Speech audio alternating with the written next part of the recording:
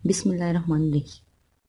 السلام علیکم عزیز طلباء و طالبات، جماعت نحم کے اردو کے لیکچر نمبر 68 کا آغاز کریں گے۔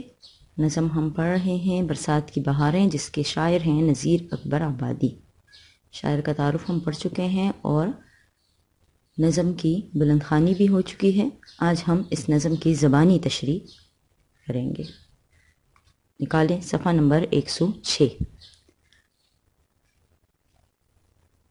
جیسا کہ ہم نے اس سبق کی کل پڑھائی کی تھی، دیکھیں نظم میں برسات کے بارے میں بتایا گیا ہے۔ نظم آپ کو بار بار بتا چکی ہوں کہ نظم جو ہے وہ کسی ایک عنوان کے تحت لکھی جاتی ہے، اور یہاں پر ہمارے پاس جو نظم ہے اس کا عنوان ہے برسات کی بہاریں، یعنی برسات کی خوبصورتیاں، برسات کی شادمانیاں بتائی جا رہی ہیں کہ سخت گرمی کے موسم میں جب برسات کا مہینہ، برسات کا موسم شروع ہوتا ہے تو کس طرح ہر طرف ہریالی آ جاتی ہے، اور کس طرح لوگ، جانور، انسان، چرند پرند، بیل بوٹے سب کس طرح خوشی کا اظہار کرتے ہیں۔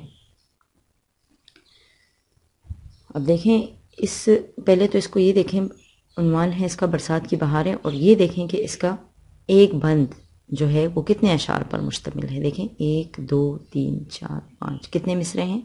5 مصرے ہیں، ٹھیک ہے نا۔ اس کے تو 5 مصروں پر مشتمل نظم کو کیا کہا جاتا ہے؟ مقمت۔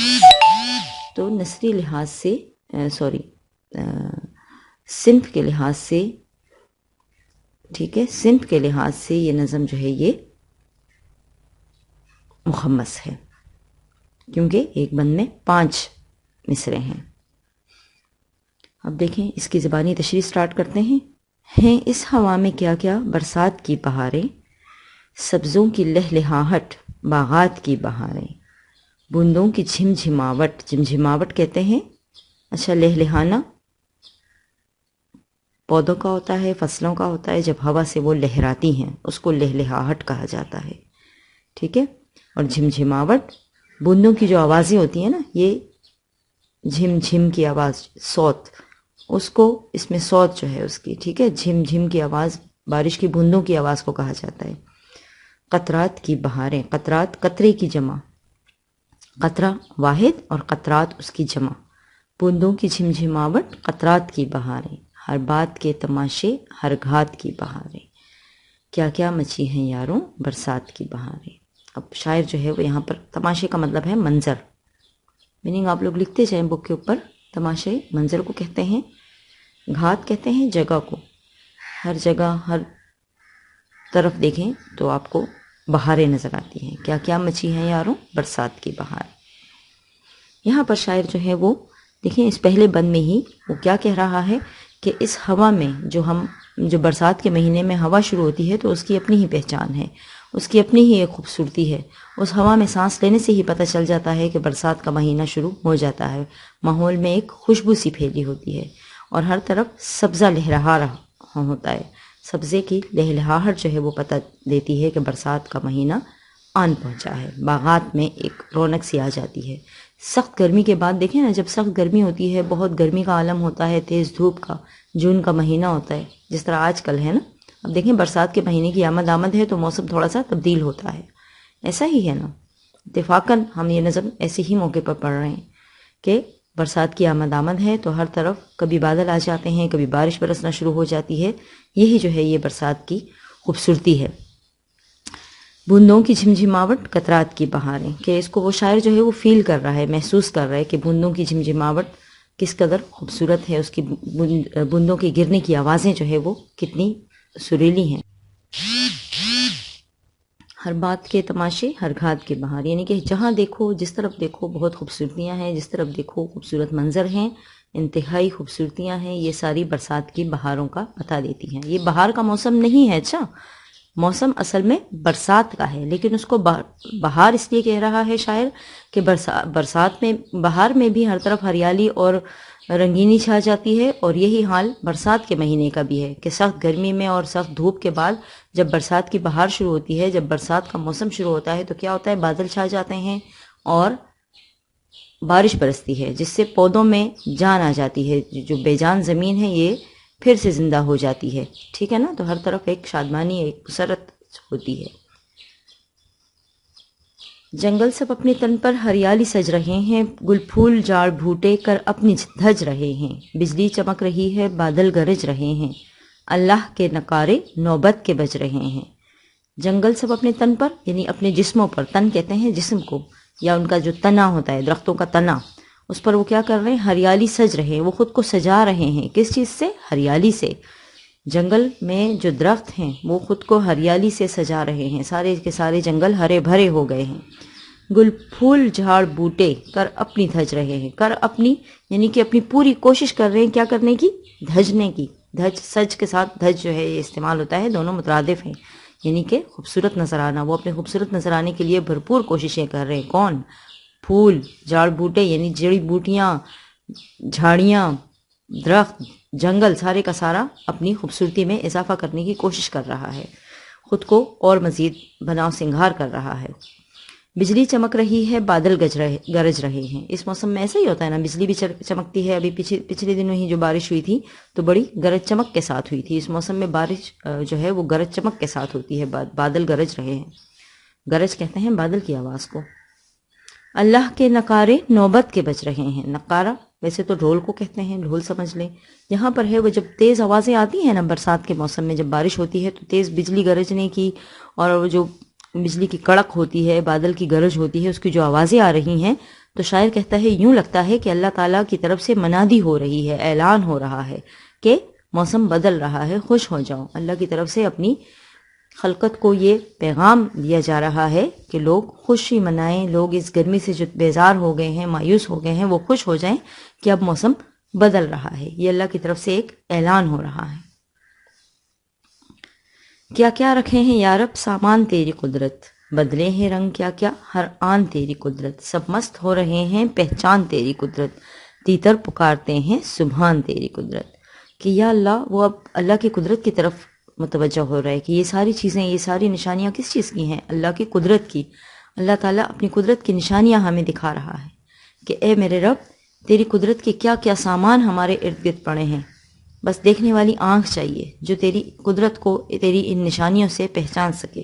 بدلے ہیں رنگ کیا کیا ہر آن تیری قدرت کیسے رنگ بدل رہی ہے. دیکھیں نا، کبھی 2 دن پہلے تیز گرمی، سخت گرمی، شدید گرمی، پھر تیز دھوپ، ٹھیک ہے، لیکن اچانک بادل آ جاتے ہیں برسات کے موسم میں اور موسم بالکل بدل جاتا ہے. تو یہ سب اللہ کی قدرت کی نشانیاں ہیں.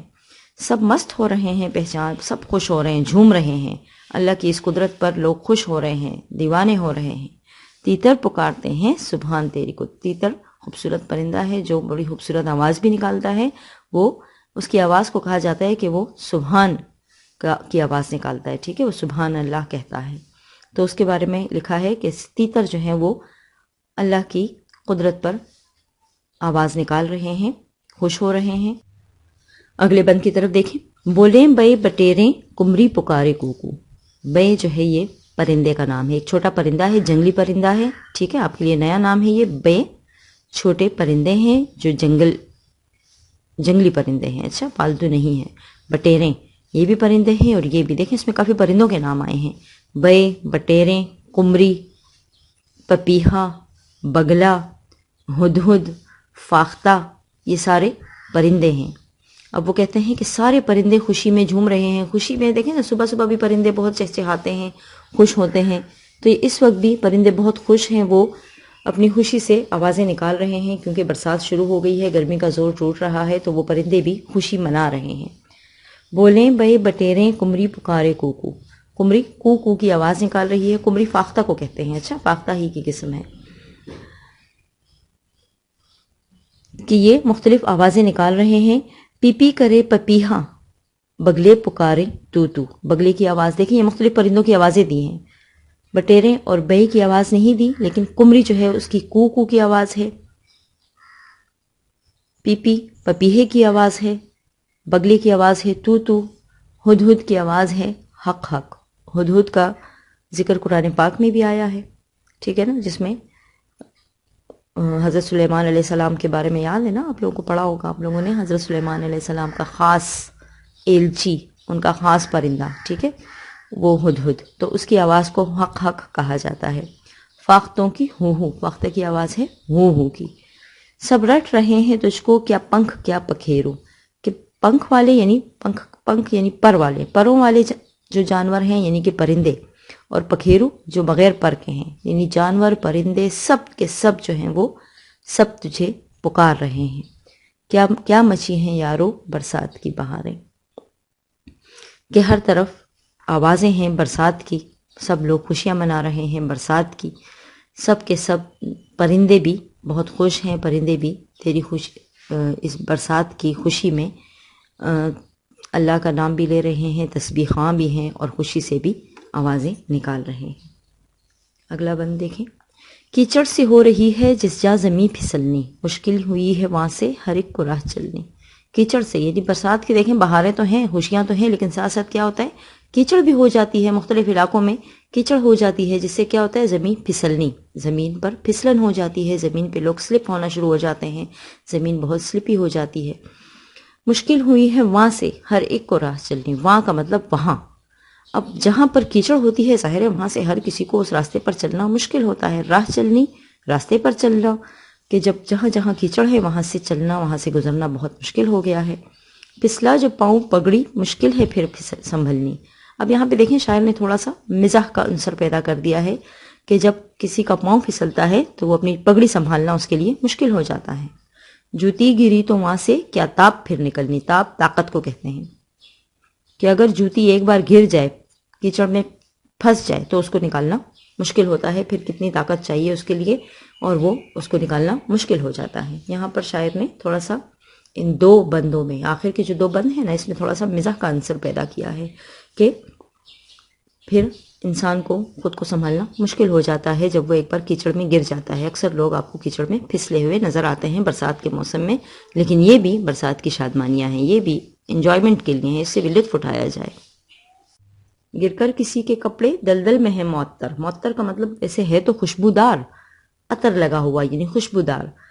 اب کوئی دلدل بھی کیچڑ کو کہتے ہیں، ویسے دلدل سویمپ ہوتی ہے، وہ جو کیچڑ ہوتی ہے جو انسان کو اپنی طرف کھینچتی ہے، ٹھیک ہے، لیکن یہاں پر شاعر نے مزاح کے طور پر اس کو یوز کیا ہے۔ اچھا، کوئی گرا ہوا ہے کیچڑ میں اور وہ جو ہیں وہ اس کے کپڑے خوشبودار ہو گئے ہیں، اصل میں وہ بدبودار ہو جاتے ہیں، لیکن شاعر جو ہے وہ کہتا ہے کہ وہ معطر ہو چکے ہیں۔ پھسلا کوئی کسی کا کیچڑ میں منہ گیا بھر، کوئی ایسے پھسلا ہے کہ وہ کیچڑ میں اس کا منہ تک بھر گیا ہے۔ ایک دو نہیں پھسلتے کچھ اس میں آن اکثر، ایک دو نہیں ہوتے، یہ بہت سارے ہوتے ہیں، بہت سارے لوگ آپ کو کیچڑ میں پھسلے ہوئے ادھر ادھر نظر آتے ہیں۔ ہوتے ہیں سینکڑوں کے سر نیچے پاؤں اوپر، 100 کی تعداد میں، سینکڑوں کہتے ہیں 100، ہنڈریڈز کی تعداد میں آپ کو لوگ ادھر ادھر نظر آتے ہیں۔ لوگ جب ظاہر ہے کوئی کیچڑ میں پھسلتا ہے تو وہ کہتا ہے کہ آپ کو ہنسنے کی ضرورت نہیں ہے، کوئی ایک دو یہ نہیں ہے، آپ بھی گر سکتے ہیں، میں بھی گر سکتا ہوں، ہر طرف آپ کو یہ منظر برسات میں نظر آئے گا کہ لوگ کیچڑ میں پھسلے ہوئے ہیں اور ان کے سر جو ہے وہ نیچے ہیں اور پاؤں اوپر ہیں، اس لیے ہر طرف یہ مضحکہ خیز منظر دیکھنے کو ملے گا، کوئی ایک دو نہیں ہے، ایسے بہت سارے لوگ ہیں۔ چلیے جی، یہ ہو گئی اس کی زبانی تشریح، یہاں تک آپ دیکھ لیں، اس کے مشکل الفاظ کے معنی لکھ لیں، امید ہے آپ کو سمجھ آ چکی ہوگی، آسان نظم ہے، آسان الفاظ ہیں، کوئی اس میں اتنی مشکل نہیں ہے، یہاں تک رہنے دیں۔ انشاءاللہ نیکسٹ لیکچر میں ہم اس کی پڑھائی کی بھی کریں گے، نوٹس کی بھی، نوٹس اپنے پاس رکھیے گا، نوٹس کی پڑھائی بھی ہو جائے گی، اور ساتھ ساتھ اس کی جو مشق ہے اس کو بھی ہم پڑھ لیں گے اور اس کو بھی ہم سولو کر لیں گے۔ لیکن فی الحال آپ یہ کر سکتے ہیں کہ بک پہ اگر مشق کا کوئی سوال ہے، جیسے کہ یہ خالی جگہ ہیں، ٹھیک ہے، اس کے جو خالی جگہ سوال نمبر 1 اور سوال نمبر 6 یہ آپ بک کے اوپر کر لیں، ٹھیک ہے، یہ آپ خود کر لیں، نظم سے ہی دیکھ کے لکھنا ہے، کوئی مشکل نہیں ہے۔